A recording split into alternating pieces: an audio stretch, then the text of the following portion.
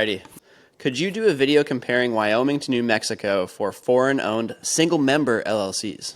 Foreign-owned single-member LLCs? Yeah. Okay, comparing New Mexico to Wyoming. Okay, sure. So Wyoming is a lot more popular than New Mexico. Wyoming is also the first state to have LLCs in the U.S. back in the early 70s.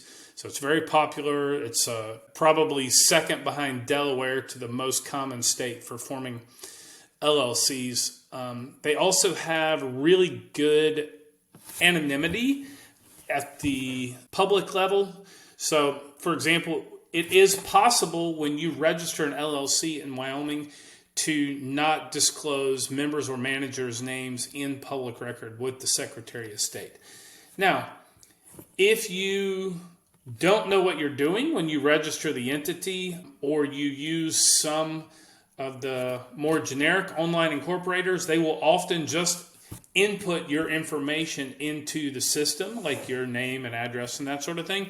And then you lose all anonymity forever with that entity because it's always a permanent record associated with that LLC. So you have to get this right from the beginning. So that means you really need to use somebody who knows what they're doing from the beginning to register it with anonymity in mind in the process.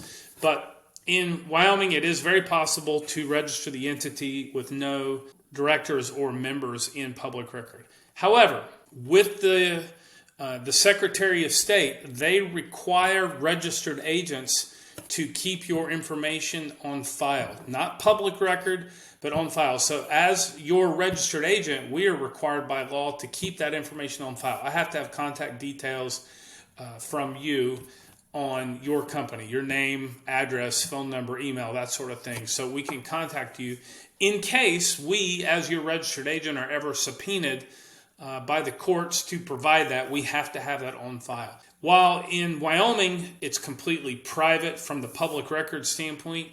If the legal action was ever escalated up to subpoenaing the registered agent for your contact details, your registered agent would have to provide that. Okay?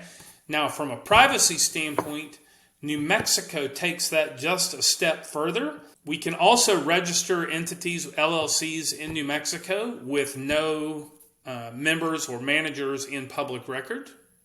Same like in Wyoming. However, in New Mexico, we don't have, as registered agents in New Mexico, we don't have a legal requirement to maintain your personal information in our database.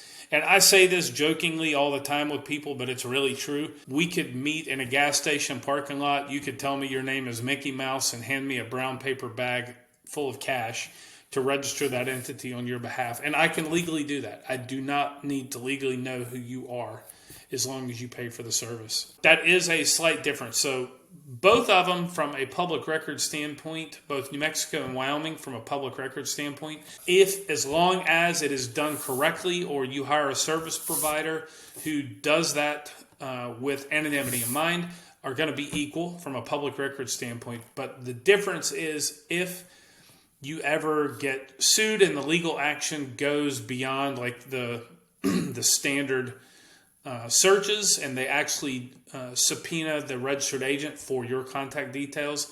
In Wyoming, if we're your registered agent, we have to provide that by law. If we're your registered agent for a New Mexico LLC, then we don't have to provide that because it's not something we have to legally keep on record.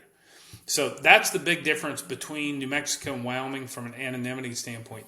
From an asset protection standpoint, however, Wyoming wins hands down. So if you're going to own assets like real estate or a stock brokerage account or a crypto exchange account or any other asset of significant value, vehicles or that sort of thing, you might be better off owning it in a Wyoming LLC's name because Wyoming has much better statutes at the state level for asset protection, protecting the assets of single-member LLCs, the same like multi-member LLCs.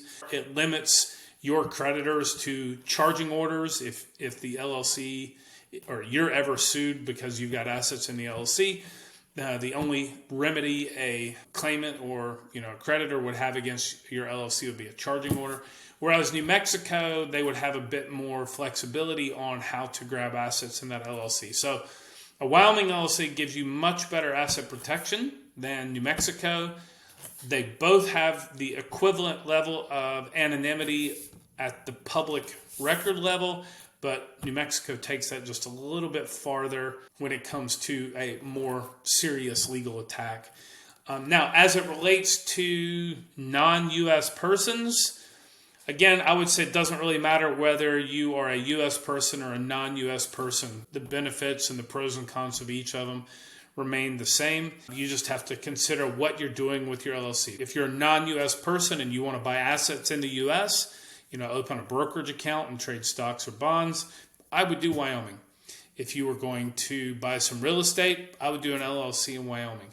If you were going to, let's say, have a cash flowing business and you're really serious about anonymity, maybe you've got, let's say, a software business that doesn't really own any significant assets and it's just kind of a flow through for cash flow purposes, maybe you would consider New Mexico in that case. So it really depends on, does it own assets or does it not own assets, and what your end goal is with getting that done. But if you'd like to learn more or register an LLC in either Wyoming or New Mexico, you can find us at businessanywhere.io.